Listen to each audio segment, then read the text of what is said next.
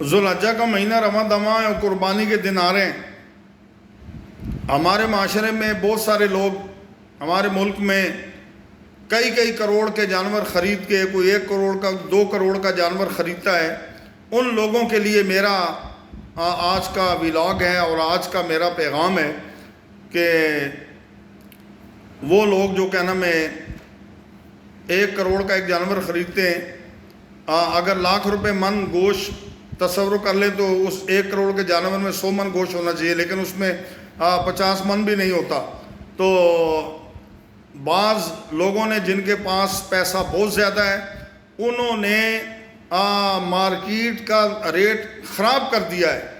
ایک جانور اگر منڈی میں بک جائے نا زائد قیمت پر، پوری منڈی کے وپاریوں کا دماغ خراب ہو جاتا ہے، ریٹ اوپر چلے جاتے ہیں، نرخ بڑھ جاتے ہیں، اور چھوٹے طبقے کے لوگوں کی قربانی مشکل ہو جاتی ہے۔ اس لیے ان لوگوں کے لیے میرا پیغام ہے کہ قربانی ضرور کریں، خوبصورت جانور ہو، تگڑا جانور ہو، صحت مند جانور ہو، اچھی سے اچھی قربانی کریں، لیکن ذرا تھوڑا سا تصویر کا ایک رخ اور بھی ہے ہمارے مذہب نے جو ہمارے سامنے پیش کیا ہے۔ ذرا ورقہ پلٹیں نا، جانور کی قربانی جس صفحے پہ لکھی ہے اس صفحے کو پلٹیں، ذرا دوسری طرف دیکھیں جہاں فلسفہ قربانی سمجھایا ہے۔ عبداللہ بن مبارک رحمۃ اللہ علیہ بہت بڑے تاجر بھی تھے، حدیث کے بہت بڑے محدث بھی تھے، راوی بھی تھے، ان کی وہ تاجر بھی تھے۔ ان کی عادت تھی کہ اپنے خرچے پہ لوگوں کو حج پہ اور عمرے پہ بھیجتے تھے۔ صرف عمرے کا پیسے نہیں دیتے تھے عمرے کے، بلکہ ان سے کہتے تھے کہ آپ کے گھر والوں نے اگر مکے سے کوئی چیز منگوائی ہے تو وہ مجھے بتائیں، اس کے پیسے بھی وہ دیتے تھے عمرے کے علاوہ، یعنی ٹکٹ کے خرچے کے علاوہ بھی دیتے تھے۔ تو ایک دفعہ یہ خود قافلے کے ساتھ تشریف لے گئے حج کے لیے۔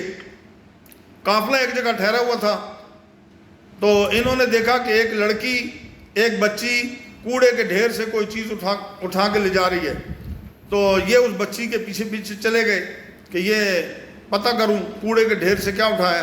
چنانچہ دروازے پہ دستک دی، بچی باہر آئی، پوچھا بیٹا آپ کوڑے کے ڈھیر سے کیا اٹھا کے لائی ہو؟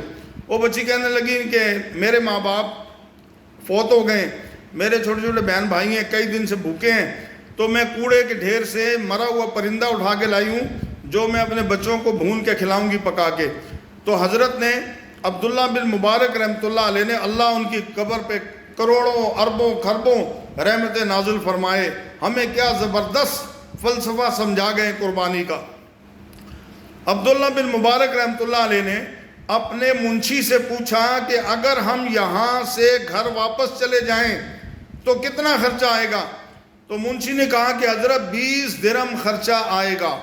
تو حضرت نے فرمایا کہ 20 درہم واپسی کا خرچہ رکھ لو اور باقی سارے پیسے ان یتیم بچوں کو دے دو، کہ یہ حج خانہ کعبہ کے حج سے بڑا حج ہے، اس کا ثواب زیادہ ہے۔ چنانچہ وہ اپنے حج کے پیسے ان غریبوں کو، بھوکے پیاسوں یتیموں کو دے کے اور گھر واپس چلے گئے، حج کا ارادہ ملتوی کر دیا حج پہ جانے کا۔ تو یہ ہے فلسفہ اصل میں در حقیقت قربانی کا، جو ہمارا معاشرہ ہم سے مانگتا ہے، لیکن ہم نے 10 11 12 ذی الحجہ کو جانور ذبح کرنے کا نام، اور یاد رکھیں جانور ذبح کریں لیکن ان پہ فخر نہ کریں، گھمنڈ نہ کریں، ان کے ساتھ میوزک نہ لگائیں، گانے نہ لگائیں۔